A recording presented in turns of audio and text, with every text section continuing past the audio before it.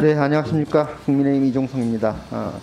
장관님, 네. 백신 접종 그리고 집단 면역 형성과 관련해서 관건은 국민들의 어떤 적극적인 참여가 돼야 될 것으로 생각이 듭니다.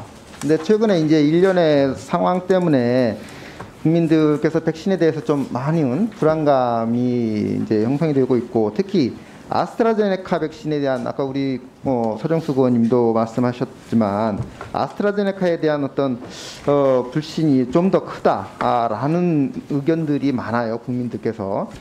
이게 본 의원 생각으로는 여기 이제 청와대, 정부 또 여당 정치인들의 책임도 좀 있다라고 생각이 듭니다.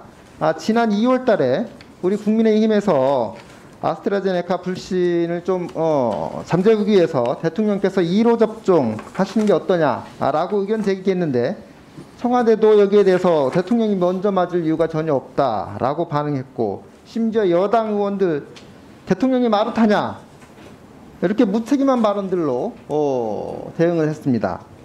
이 청와대 여당 반발하고 거부하는 순간부터 이제 아스트라제네카는 대통령도 거부하는 그런 백신으로 국민들한테 인식이 돼버린 거예요. 이런 부분에 대해서 어떻게 생각하세요?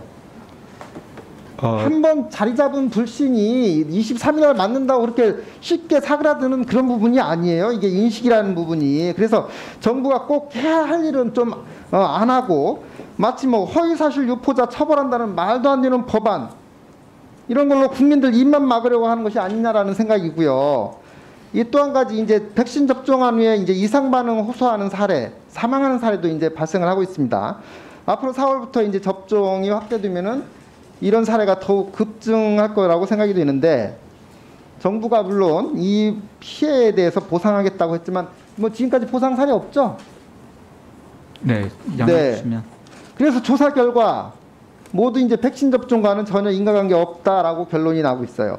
시중에서는 국민들은 어차피 답정너 조사 아니냐 이런 비아냥까지 나돌고, 이 사망 원인이 모두 다 이제 기저질환이라는 건데, 자, 기저질환이 있는 사람이 코로나19에 걸려서 사망하면은 코로나19 사망자로 집계를 하죠.